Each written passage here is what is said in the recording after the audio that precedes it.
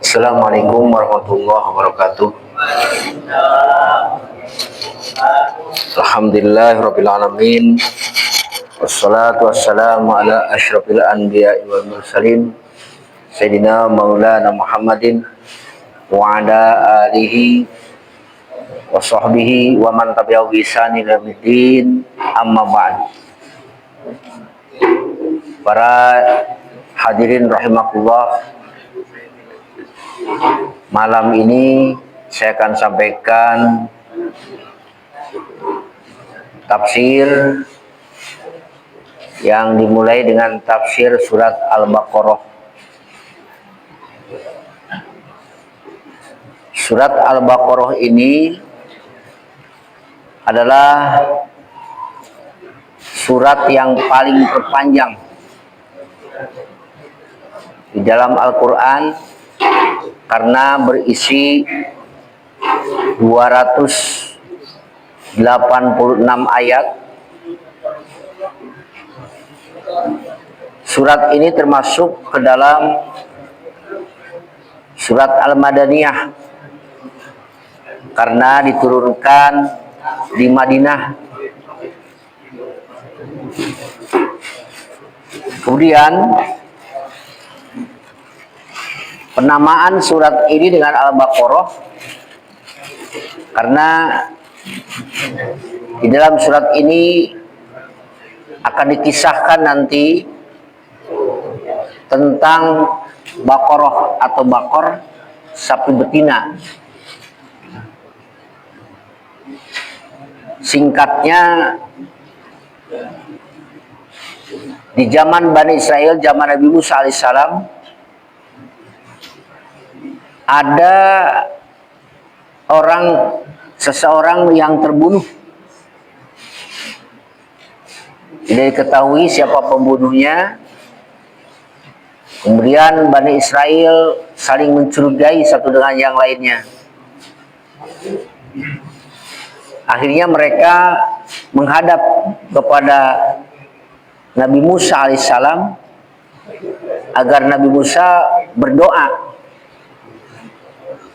kiranya Allah menunjukkan siapa pembunuhnya.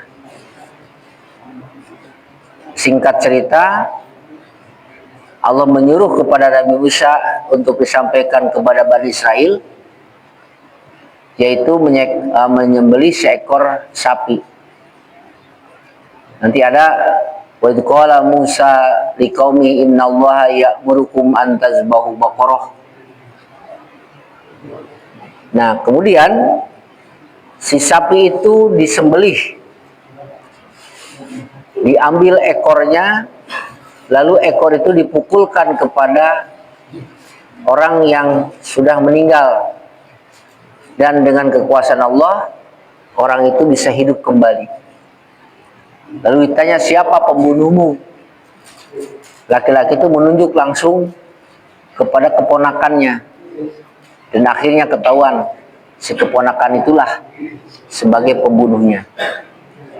Nah, makanya surat ini karena di dalamnya ada kisah Baqarah, ya, maka surat ini disebut surat Baqarah. Kemudian surat ini juga disebut As-Sinam, yang berarti puncak, ya, karena tiada lagi puncak petunjuk setelah kitab suci ini, dan tidak puncak setelah kepercayaan kepada Allah yang Maha Esa dan kenyasaan hari kiamat. Disebut As-Sinam. Kemudian juga ada yang menyebut surat ini dengan Az-Zahra. Zahra itu artinya terang benderang, ya, karena di dalam surat ini Allah menerangkan jalan dengan terang benderang menuju kebahagiaan dunia akhirat, serta menjadi penyebab bersinarnya wajah siapa yang mengikuti petunjuk-petunjuk yang ada di dalam surat Al-Baqarah ini di hari kemudian nanti. Para hadirin rahimakumullah, surat ini juga berisi kebanyakan tentang hukum. Nanti di sini ada hukum perkawinan, hukum puasa, hukum haji, jihad, kemudian juga masalah berinfak, dan tentunya ada kisah Bani Israel yang sangat fenomenal. Kita ikuti dari surat yang pertama, yaitu ayat pertama, Alif Lam Mim. Alif Lam Mim ini para ulama terbagi ke dalam dua kelompok. Kelompok yang pertama ada yang mengartikan atau memaknai bahwa Alif Lam Mim ini adalah nama surat. Ada juga mengatakan bahwasanya Alif, Lam, dan Mim itu adalah mayoritas isi dari surat Al-Baqarah itu terdiri dari huruf Alif, Lam, dan Mim. Jadi dihitung oleh mereka. Oh, jumlah alif sekian, lam sekian, mim sekian. Maka disebutlah Alif Lam Mim. Itu yang mengatakan Sayyid Kutub. Nah, kemudian ada lagi pendapat yang kedua yang mengatakan di dalam beberapa tafsir, wallahu a'lam bimuradih. Artinya Allah lah yang lebih mengetahui apa maksud dari Alif Lam Mim. Bahkan nanti juga ketika ketemu dengan surat Yasin, Nun, Alif Lam Ra, Kaf Ha Ya Ain Shad, ya, itu semua juga seringnya ditafsirkan dengan wallahu a'lam. Allah lebih tahu. Nah, inilah salah satu daripada bukti kemujizatan Al-Quran. Sehingga untuk Alif Lam Mim saja mereka mengatakan Allahu a'lam, Allah lebih tahu. Aku tidak tahu apa makna yang sebenarnya. Itu ya dengan Alif Lam Mim tersebut. Kemudian ayat kedua kita beralih dengan zalikal kitabul la raiba fihi hudal lil muttaqin. Itulah Alkitab la raiba fihi, yang tidak ada keraguan di dalamnya. Hudan lil muttaqin, dia petunjuk bagi orang-orang yang akan bertakwa. Para hadirin rahimakumullah, di sini kita melihat ada beberapa kalimat yang perlu disikapi. Yang pertama adalah zalika. Zalika itu adalah bagian dari ismul isyarah, ya, kata benda tunjuk, jadi menunjukkan. Maka terjemahkan itu. Nah, kemudian juga ya di samping itu kata tunjuk itu ada dengan haza. Haza artinya ini. Nah, di dalam menunjuk Alkitab yang nanti kita sebut Alkitab di sini adalah Al-Qur'an, Allah menunjuk dengan kalimat zalika yang berarti itu. Apa artinya dari itu tersebut? Itu kalimat itu berfungsi ya sebagai kalimat yang menunjukkan kata jauh, tinggi. Jadi itulah Alkitab yang sangat tinggi kedudukannya, yang jauh dari jangkauan kemampuan manusia. Itu rahasia dari kalimat zalika. Kemudian kalaupun ada yang bertanya, loh di dalam ayat lain dikatakan inna hadzal Qur'an, sesungguhnya Al-Qur'an ini yahdi lillati aqwam, menunjukkan, redaksinya dengan hadza, dengan ini. Kalimat hadzal Qur'an dengan zalikal kitab, yang kalau secara arti zalika itu menunjukkan jauh, hadza menunjukkan dekat, ini itu tidak bertentangan sekali. Karena kalau dikemas maknanya, ya, Al-Quran yang punya kedudukan yang tinggi, ya, yang jauh dari jangkauan kemampuan manusia untuk menandinginya, tetapi dia begitu dekat, ya, ya, manfaatnya terasa sekali bagi setiap orang yang akan mempelajarinya. Nah, jadi kalimat zalika itu dalam tafsir Jalalain litta'zim, dengan arti untuk mengagungkan. Kemudian di sini tertulis Alkitab. Apa itu Alkitab?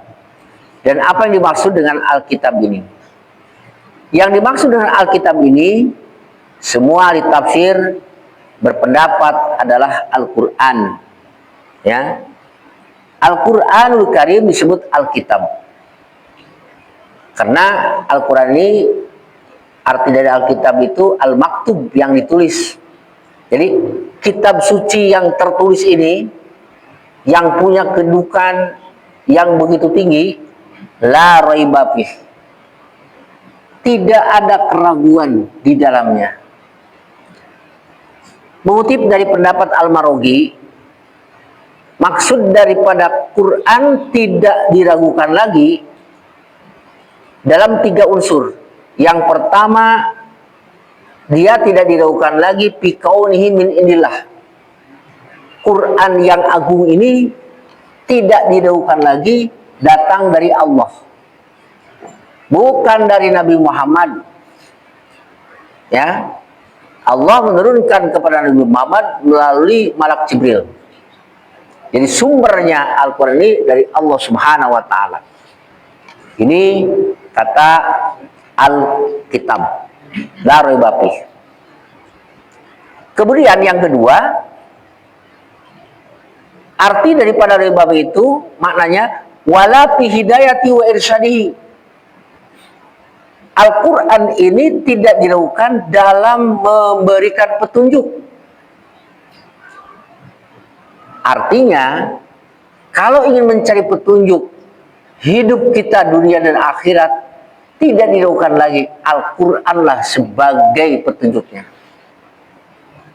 Alkitab inilah sebagai petunjuknya. Kemudian yang ketiga, wa fi uslubihi wa bilaghatihi.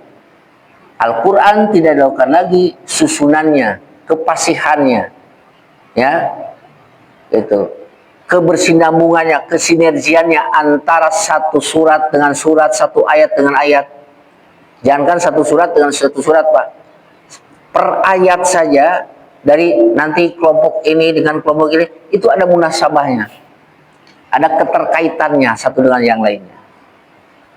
Belum lagi kalau dikupas menurut ahli sastra, yang saya pernah pelajari ya, dari disiplin ilmu dalam bahasa Arab, yaitu ilmu bilaghah, yang membahas ma'ani, ya, ilmu bayan, ilmu bade. Di situ akan terlihat betapa cantiknya, bagusnya untaian kata demi kata di dalam Al-Quran ini. Makanya sangat luar biasa. Akhirnya bisa kesemua sangat luar biasa. Nah, jadi oleh karena itu, hadirin rahimakumullah, karena Al-Quran itu la raiba fih, tidak diragukan di dalam, ya, asal muasalnya dari Allah, tidak diragukan lagi dalam hal memberikan petunjuk, tidak diragukan lagi dalam untaian kata-katanya atau kalimat per kalimatnya, maka la raiba fih. Dalam satu tafsir dikatakan la raiba ini berbentuk larangan, jangan kau ragukan. Bukan tidak ada keraguan. Oleh karena tidak ada keraguan di dalamnya, maka kau jangan meragukan lagi tentang Al-Quran. Para hadirin rahimakumullah, selanjutnya yang kedua, ya, sifat kedua daripada zalikal kitab ini adalah hudan lil muttaqin. Hudan itu artinya petunjuk. Tapi yang dimaksud adalah hadin, yang memberikan petunjuk. Kalau hudan itu masdar kalau kata santri. Kalau hadin sim fa'il. Jadi Al-Quran itu yang menunjukkan. Nah, arti yang menunjukkan tapi diredaksikan oleh Allah dengan hudan, petunjuk. Ini memberikan kesan mubalaghah. Sangat luar biasa petunjuknya Al-Quran itu. Hal ini kita bisa lihat dalam satu redaksi kata di dalam bahasa Indonesia. Misalnya ada orang mengatakan si A itu berani. Maka tidak jelas keberaniannya itu. Apakah 50, 60, 80%. Ya. Tapi ketika mengatakan si A itu keberanian, maka sudah dipastikan dia mencapai tingkat sifat itu 100%. Nah, begitu juga Al-Quran. Ya, zalikal kitab ini diredaksi dengan hudan, ya, petunjuk. Sama dengan kalimat tadi, si A keberanian. Berarti 100% dia punya keberanian. Ya, sampai kepada puncak 100% keberaniannya. Beda dengan si A berani. Ya, makanya Al-Quran zalikal kitab diredaksikan dengan hudan, sama dengan tadi keberanian yang levelnya 100%. Nah, para hadirin rahimakumullah, di sini Al-Quran ini sebagai petunjuk bagi siapa? Bagi muttaqin. Muttaqin ini jama dari muttaqin. Ada muttaqina, muttaqinu. Jama daripada muttaqin. Siapa muttaqin itu? Muttaqin itu orang yang takwa. Apa itu takwa? Takwa itu menghindar. Ya, di dalam beberapa tafsir katakan al-jajru atau menahan lajunya datangnya sesuatu hal yang membahayakan. Itu arti takwa. Ya, seperti apa? Seperti seorang prajurit berperang, ya, menggunakan pedang ataupun tombak, bajunya baju besi, kemudian pakai perisai. Nah, penggunaan perisai, penggunaan baju besi di zaman tentara dulu, ya, Romawi, ya, zaman Nabi juga sama. Nabi memiliki baju besi. Itu tujuannya untuk menghindari dari bahaya yang datang. Nah, sifat atau kelakuan seseorang berusaha untuk menghindari sesuatu yang membahayakan, itu menurut bahasa disebut takwa. Ya, supaya kita contohnya punya mobil. Mobil di gini, di gitu, supaya tidak terhindar dari A, B, C, D lah. Itu juga termasuk takwa. Kita sekarang supaya tidak terkena, ya, penyakit yang mewabah ini, itu juga menurut bahasa disebut takwa. Nah, para hadirin rahimakumullah, ya. Kemudian berarti kalau kita perhatikan, muttaqin itu adalah orang yang menghindari atau orang yang menghindar dari segala sesuatu hal yang bisa membahayakan dia. Apa yang dapat membahayakan? Karena ini masuk ke dalam ranah agama, maka yang membahayakan itu adalah malapetaka, yang disebut dengan iqab, atau juga yang disebut dengan azab. Jadi orang muttaqin itu adalah orang yang menghindari dirinya, berusaha menyelamatkan atau menghindarkan dirinya dari hal yang bisa mendatangkan malapetaka dunia dan akhirat. Nah, para hadirin rahimakumullah, kita kembalikan, Quran ini petunjuk bagi orang yang ingin bertakwa. Ya, bukan orang yang sudah bertakwa, tapi ingin bertakwa. Dan takwa ini ada 3 level. Ya, 1 petunjuk bagi orang yang ingin terhindar dari azab selamanya di dunia, di akhirat, maaf. Bagi orang, maaf lagi, kitab ini adalah petunjuk bagi orang yang ingin terhindar dari azab selamanya. Siapakah orang yang ingin terhindar dari azab selamanya? Ya, yaitu orang musyrik dengan cara masuk Islam. Kalau orang musyrik mati dalam keadaan musyrik, sudah jelas itu dalam beberapa teks Al-Quran, dia akan khalidina fiha. Bagaimana supaya dia terhindar dari azab yang kekal itu? Dia harus takwa. Takwanya apa? Masuk Islam. Caranya gimana? Al-Quran sebagai hudan, petunjuk untuk itu. Ini yang disebut dengan takwal awam, takwanya orang awam. Ya.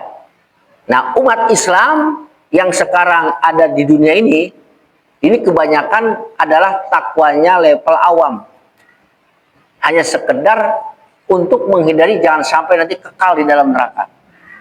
Kedua kalimat syahadat yang sering disebut dengan Islam KTP.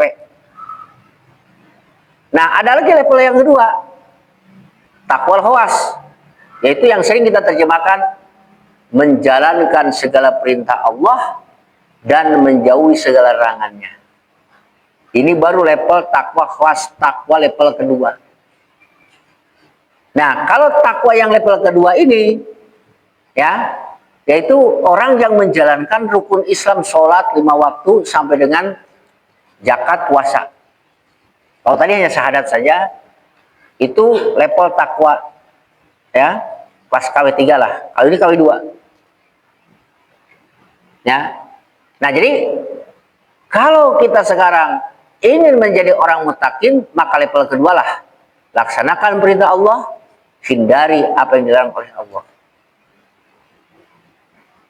Nah, kemudian yang ketiga adalah takwa khawasil khawas. Takwanya yang kelas VIP, kelas super. Siapakah orang yang takwanya kelas super? Adalah seseorang yang menghindar dari segala aktivitas yang menjauhkan pikirannya dari Allah. Pokoknya segala aktivitas yang sekiranya akan menjauhkan pikirannya dari Allah, maka dia akan menghindarinya. Ya, apa saja aktivitas yang bisa menghindarkan dirinya dari pikirannya kepada Allah, itu akan dijauhi. Nah, inilah level takwa yang paling akhir. Tentu yang nomor 1 ini sudah melaksanakan takwa yang ketiga, melaksanakan takwa yang kedua. Namun dia lebih sempurna daripada yang tadi. Nah, kesimpulannya, kalau orang ingin, ya, selamat dari keabadian di akhirat, azab di akhirat nanti, harus dengan cara apa? Dengan Al-Quran ini sebagai petunjuknya. Kemudian juga, kalau orang ingin selamat dari azab yang tidak selamanya, ya, disiksa tapi tidak selamanya, maka harus dengan Al-Quran ini juga, yaitu dengan melaksanakan perintah Allah dan larangannya. Di mana perintah Allah itu ada dalam Quran, ada dalam hadis. Di mana larangan Allah itu ada dalam Quran, ada hadis. Dan yang terakhir juga, kalau ingin menghindari dari segala aktivitas yang menjauhkan pikiran dari Allah, yaitu dengan apa? Dengan Al-Quran. Jadi Quran itu menunjukkan kepada 3 bagian tadi. Ya. Nah, itu Pak. Nah, sekarang kita mungkin masuk ke level mana? Apakah baru level nomor 1, nomor 3 tadi hanya sekedar menghindari dari, ya, kekekalan di dalam neraka, ataukah level yang kedua? Masuk dulu kemudian nanti keluar masuk ke surga. Atau sama sekali tidak masuk kepadanya. Tidak masuk neraka, langsung masuk surga. Tanpa dihisab sama sekali. Seperti yang kemarin itu disampaikan, minal ladzina minan nabiyyin wasiddiqin waswada'i wassolihin. Nah, itulah, ya. Jadi sekali lagi di sini Allah mengungkapkan tentang kemuliaan Quran. Al-Quran sebagai la raiba fi, Al-Quran sebagai hudan, petunjuk bagi orang-orang yang ingin menjadi takwa. Para hadirin rahimakumullah, mungkin ada satu pertanyaan, ya, kok Quran katanya sebagai petunjuk bagi orang-orang yang akan takwa, tapi banyak juga ya orang tidak takwa-takwa, ya. Apakah Quran ini tidak berperan, ya, tidak berfungsi? Ya, begini aja Pak, matahari tetap bersinar. Tidak akan terasa terangnya sinar matahari bagi orang yang buta. Ya, orang buta jangan menyerang, oh ini gelap. Bukan mataharinya yang tidak ada, tapi matamu yang tertutup, matamu yang buta sehingga tidak melihat sinarnya matahari. Begitu juga, ya, bukannya Quran bukan merupakan apa? Jangan menganggap Quran bukan petunjuk. Quran itu sudah pasti hudan, seperti matahari tadi. Cuma tidak bisa menjadikan petunjuk bagi kamu atau bagi kalian, bagi seseorang, karena hatimu yang buta. Maka itulah, melekkan matanya. Baru akan kelihatan, ternyata Quran itu bagaikan matahari yang bersinar. Begitu juga, tidak akan terasa manisnya madu bagi orang yang tidak mencicipi. Dia akan bisa mencicipi manisnya madu. Manisnya madu kalau dia mencicipi, akan menjadikan Quran itu sebagai hudan kalau dia berinteraksi dengan Quran. Bagaimana bisa menjadikan hudan? Quran kita dibaca, tadi dimutolaah, tadi dilihat terjemahannya, ya elekan kerukia ya. Jadi oleh karena itu apa? Quran tetap bersinar terus Pak sebagai hudan. Kitanya kadang-kadang dibutakan dengan dunia oleh gadget seperti ini, sehingga habis 1-2 jam berusaha dengan medsos, tapi sementara Quran tidak tersentuh sehari sedikit saja, 1 halaman, 2 halaman, ya. Jadi oleh karena itulah maka melekkan kita, maka Quran dipastikan akan menjadi hudan. Cicipi madu itu, ulah ditinggali ke nukul, cenah madu teh amis ya, cek saha, tuh diambuan, itu moal bisa, ya karasa manis, diasaan madu, kembang baru, dinaunkan, dihirup oh sengit, itunya, itu duren teh cenah mun seungit, kunaon, kayaknya katingali we, ngapain aku katingali, gitu, sungit, ya. Nah gitu Pak, jadi sekali lagi, Al-Quran ini sebagai hudan bagi orang yang bertakwa. Kemudian kita berlanjut kepada ayat berikutnya. Ya. Sebelumnya kita bahas dulu bagaimana caranya supaya orang yang bertakwa itu terhindar dari azab ataupun iqab, siksa. Iqab ini ada 2. Ya, ada siksa atau iqab dunia, ada iqab di akhirat, siksa akhirat. Iqab di dunia itu bisa kita hindari. Kata Al-Maraghi dikatakan di sini bil ilmi, dengan ilmu. Ilmu apa? Tentang aturan-aturan Allah, tentang aturan-aturan Rasul. Ketika orang di dunia ini menjalankan aturan-aturan Allah, tentunya setelah mengetahuinya, dia akan selamat dari iqab. Ada pepatah Arab mengatakan man lam ya'rifis syarra waqafi, barang siapa yang tidak tahu tentang kejahatan, tentang keburukan, pasti dia akan melaksanakannya. Nah, oleh karena itulah maka pentingnya mengetahui oh ini baik, oh ini buruk. Itu akan menyelamatkan iqab, siksa ataupun malapetaka dunia. Ya, contohlah seperti orang yang mencuri, ketangkep. Nah, kan kita tahu tuh, babak belur, masuk penjara. Kemudian orang yang membunuh juga masuk penjara, ya, itu. Belum lagi kejahatan-kejahatan yang lainnya. Ya, makanya disinilah pentingnya ilmu pengetahuan, apalagi ilmu pengetahuan agama. Kemudian iqab atau siksa di akhirat, ya, dalam tafsir Al-Mawardi katakan bil imani wal amalis saleh. Orang akan terhindar dari siksa akhirat nanti. Yang pertama dan utama adalah dengan iman. Iman sebagai penyelamat dari keabadian siksa neraka. Tanpa iman terbawa, maka dia akan menjadikan keabadian siksa dalam neraka nanti. Yang kedua adalah amal soleh. Amal soleh itu akan menghindari sama sekali iqab, siksa, atau juga bisa masuk kena siksa, tapi tidak untuk selamanya. Itulah pembedanya antara orang yang beriman dan tidak beriman dengan amal solehnya. Para hadirin rahimakumullah, nah itulah cara orang ingin bertakwa menghindar dari 2 malapetaka dunia dan akhirat tadi. Saya ulang lagi, dunia dengan ilmu, kemudian akhirat dengan iman dan amal soleh. Makanya di dalam Al-Quran kita lihat innalladzina amanu wa amilus solihat, ya, ilalladzina amanu wa amilus solihat wa basyiril ladzina amanu wa amilus solihat, berikan kabar gembira kepada orang yang beriman dan beramal soleh, selalu iman wa amilus soleh, amin wa amilus solihat. Dan itulah yang akan mendapatkan iqab di akhirat nanti. Kemudian berikutnya adalah menginjak kepada ciri-ciri orang yang bertakwa itu seperti apa. Maka ayat ketiga, keempat, dan kelima ini yang akan menjelaskan tipikal atau cirinya orang-orang yang bertakwa tadi. Yang pertama, Al-Quran itu hudan sebagai petunjuk bagi siapa? Alladzina yu'minuna bil ghaib, adalah orang yang percaya, ya, gitu, kepada sesuatu hal yang gaib. Nah, gitu. Apa itu gaib? Gaib itu adalah sesuatu yang tidak terlihat, teraba, atau juga tidak diketahui hakikatnya. Itu gaib. Ya, Allah gaib. Karena Allah tidak bisa terdeteksi oleh panca indera kita. Di samping itu, hakikatnya tidak kita ketahui.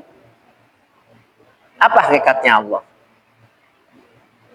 Sehingga ketika ingin menyelami hakikatnya Allah, justru itu akan bisa berakibat kemusyrikan. Makanya tidak perlu diketahui hakikatnya. Cukup ketahuilah bukti-bukti kekuasaannya. Kemudian apa lagi yang gaib itu? Ya, sesuatu hal yang akan terjadi di akhirat nanti. Seperti apa?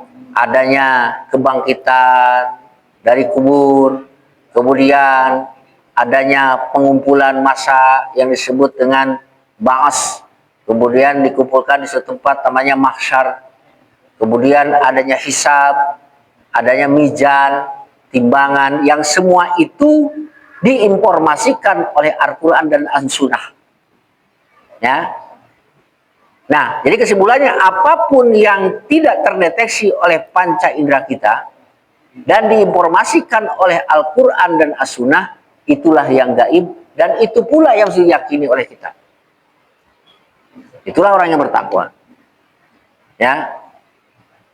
Nah, terutama yang paling gaib siapa? Allah. Yang paling gaib, yang harus diyakini, diimani oleh orang-orang yang bertakwa itu. Singkat, kemudian yang kedua, wa yuqimunas shalah. Yang kedua adalah orang yang melaksanakan sholat. Apa itu sholat? Sholat menurut bahasa adalah ad-du'a, berdoa. Sebagaimana dalam Quran pun ada washolli alaihim. Artinya doakanlah mereka. Kemudian menurut istilah dalam fikih disebutkan aqwalun wa af'alun muftatahatun bitakbir wa muftatamatun bitaslim. Beberapa ucapan, perbuatan yang diawali dengan takbir, diakhiri dengan salam.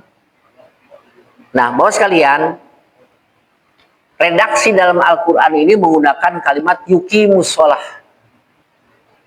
Ya, bentuk yuqimu itu adalah kata kerja yang berbentuk fi'lul mudhari'.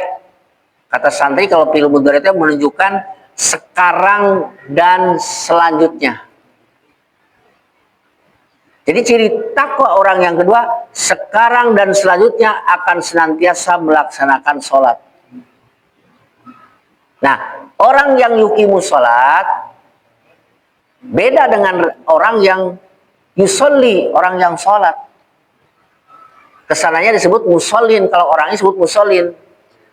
Kalau orang yang yuqimu sholat, orangnya disebut muqimus sholah. Kalau orang sholat disebut musallin. Redaksi itu keduanya ada dalam Quran. Cuma konotasinya, kalau musallin itu lebih cenderung identik kepada pelaksanaan sholat yang tidak baik. Seperti dalam firman Allah, fawailul lil musallin. Celakalah bagi orang sholat, alladzina hum an sholatim sahun. Kalau orang yang yuqimu sholat atau muqimu sholat tidak ada celaan. Dia melaksanakan sholatnya ya, selalu terpuji. Bagaimana bisa terpuji? Karena ketika dia melaksanakan sholat, tidak hanya sekedar menjalankan syarat sholat, rukun sholat, tetapi juga dia mendawamkan ya sholat tersebut. Kemudian muhafadzah, menjaga sholat tersebut. Ya. Nah, kemudian juga dilaksanakan sholat tersebut dengan selalu menjaga adabnya. Adab zohir berjamaah, adab zohir di awal waktu. Juga ada adab batinnya, yaitu dengan kehusuan. Itulah tipikal orang yang yuqimus sholat, atau dengan kata lain orang yang disebut muqimus sholat, bukan musallin. Kata Pak Abdul Fattah Al-Ghazali ya almarhum, ari musallin mah tukang sholat, ari yuqimus sholat mah ahli sholat. Ya, gitu. Beda sana, tukang jeung ahli mah. Ya, ahli motor jeung tukang motor, gitu. Ahli mobil, tukang mobil. Itu menurut beliau. Dulu saya masih ingat kata-kata tersebut. Nah, jadi hadirin rahimakumullah, kalau orang sudah sampai kepada tahapan yuqimus sholat, maka sholatnya ini ya sebagaimana disebutkan di dalam tafsir tahzibun lin nufusi, si sholat itu akan melatih, mendidik jiwa seseorang tersebut ke level yang semakin tinggi, semakin tinggi, semakin tinggi, maka sholat itu akan menjadi inna sholata tanha anil fahsya'i wal munkar. Ya, itulah kalau orang sudah apa? Sudah levelnya musallin. Orang yang senantiasa melaksanakan sholat. Nah, Bapak sekalian, jadi oleh karena itu, maka bisa jadi suatu jawaban ayat ini kepada orang, loh, Ustaz katanya ada orang sholat, tapi ya kelakuannya STMJ, misalnya. Gitu kan? Maka itu korupsinya rajin, ya, umroh lagi tiap tahun, gitu ya. Ya, itu. Tapi cenah itu STMJ. Ya. Sholat terus masih jalan itu. Kenapa? Itu tadi kan ya, levelnya baru sampai kepada level musallin. Jadi sholatnya aduh kumanya terasa beban. Deh kakara ke adan geus adan deui masih teh. Karena kayak ngarenghap geus adan deui cenah. Cik teh atulah cenah. Karena ngaso ada deui. Jadi seolah-olah beban bagi orang yang musallin mah. Tapi bagi orang yang muqimus sholat, alhamdulillah. Ya, saya akan berkomunikasi lagi, berinteraksi lagi dengan Allah. Terasa enak. Makanya ketika melaksanakan sholat ya dengan berjamaah, imamnya raga panjang, oke. Anteng we gitu. Ya. Gitu. Terasa lelah. Ini yang kedua, Pak ya. Kemudian berikutnya adalah wa mimma razaqnahum yunfikun. Wa mimma, dan dari sebagian rozakna, ini artinya rozakna dalam berbagai tafsir saya lihat a'toina, dari apa yang kami berikan kepadanya, yunfikuna, mereka menginfakkannya. Kita bicara dulu infak. Apa itu infak? Infak itu adalah ikhrajul mal talaban liridho illah imma li nafsihi wa imma li ghairihi. Artinya ikhrajul mal, mengeluarkan harta talaban liridillah, untuk mencari doa Allah, dalam artian dengan tulus, dengan tulus ikhlas, baik untuk dirinya maupun untuk orang lain. Tinggal enak mafhum muhalafana dibalikeun. Kumalamun aina jalma mengeluarkan harta untuk dirinya atau orang lain, tapi ya bukan tidak disertai dengan ketulusan, tidak disertai dengan keikhlasan. Misalnya pilih kayaknya kuring tak iya tah nomor sekian, teh gambarna ieu nya. Nah, itu mah tidak termasuk wa mimma razaqnahum yunfikun. Karena harus ada kalimat dengan penuh ketulusan dan keikhlasan. Baru itu disebut yunfikun. Ya. Nah, untuk dirinya maupun orang lain. Sehingga kalau dengan orang yang benar-benar yang disebut yunfikun mah, jadi ketika eleh teh mau diambil deui atau wah cenah ya, masjid dibongkar di batana, terus deui nanti lah aya banyak kejadian banyak kompaana dibongkar deui, naon cenah teu milih itu. Karpetnya digulung deui nya. Iya kan. Saya dulu ada sudah meninggal orangnya. Wah, cenah BAS-na cokotan deui lah cenah. Naon cenah kieu teh tumarulih anak urang cenah. Eta BHS apa ambil dia seru BHS. Gara-gara teu kapilih anakna. Waduh, Pak tuh cerita itu. Kudu naon? Eta mah lain yunfik, bukan termasuk kategori mimma yunfikun. Yunfikun dasarna ikhrajul mal, talaban lillahi, ya, linafsi au lighairihi. Itu baru yunfikun. Nah, Bapak sekalian, kalimat wa mimma razaqna ini memberikan pesan. Ada min itu dari, tapi diartikan sebagian. Jadi orang yang bertakwa itu adalah mereka dari sebagian. Dari sebagian yang kami berikan, mereka infakkan. Jadi bukan seluruhnya. Dan Allah tidak menyuruh kita untuk seluruhnya, hanya sebagian. Makanya 10%, 5%, 2,5%. Coba domba hiji, domba 40, 1 ekor zakatnya. 80, 100, 120, 1 ekor. Sapi 30 hiji. Saton sakintal. Itu pun kalau diairi dengan air hujan. Cenah pakai sedotan, traktor gitu nya, atau mesin diesel, 5% atuh. Dan bijaksana Allah oke. Ya. Oh iya mah, yang hujan ongkoh, yang nyedot ongkoh 7,5%. Ya. Ini arti dari wa mimma razaqnahum yunfikun. Jadi sebagian, ya.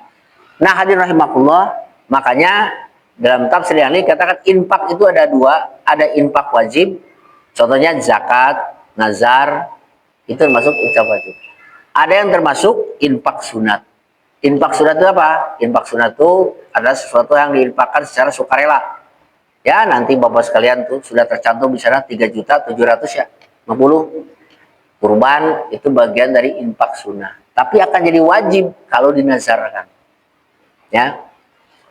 Nah, kemudian kita lihat kalimat aqimus sholat atau yuqimus sholat dan infak ini beriringan. Kalau kita lihat ayat-ayat lain, nanti ada wa aqimus sholata wa atuz zakah. Kalau di sini yuqimuna sholah wa marzaqnahum yunfikun. Ini memberikan pesan bahwasanya sholat itu hablum minallah, infak itu hablum minanas. Seimbangkan keduanya antara hablum minallah dan hablum minanas. Nah, jadi jangan sampai kita ini untuk mencapai derajat takwa hanya sekedar yuqimuna sholah gitu. Tapi ada infak matara, ya, itu. Jadi tidak harus apa? Seimbang kedua-duanya. Kemudian ada juga yang mengatakan dalam satu referensi, kalau orang mukimus sholat tapi cara infak, sholatnya mau diterima ke Allah. Kan sekedar menggurungkan kewajiban, tapi cara zakat. Sok zakat tapi naon tara yukimus sholat. Itu juga sama. Zakatan no. Nah, kemudian dalam satu tafsir ada yang mengatakan, wa mimma razaqnahum yunfikun ini diletakkan setelah sholat. Orang yang rajin sholat, kudu rajin usaha. Ya. Naon sababna? Ya kan di mana bisa yunfikun atuh. Ari teh naon mah? Teu punya uang. Punya uang di mana? Tidak usaha. Jadi Islam ya menyuruh kepada kita, sok akhirat cari, dunia oge cari. Jadi ulah sampai hanya sekedar rajin hablu ibadah, tapi tidak juga mencari anugerah Allah yang dijadikan alat untuk ibadah juga. Jadi seimbangkan antara yuqimuna dengan wa mimma razaqnahum yunfikun. Terus sekalian yang saya hormati, inilah yang dapat saya sampaikan. Mudah-mudahan ada manfaatnya. Wallahu muwaffiq. Wassalamualaikum warahmatullahi wabarakatuh.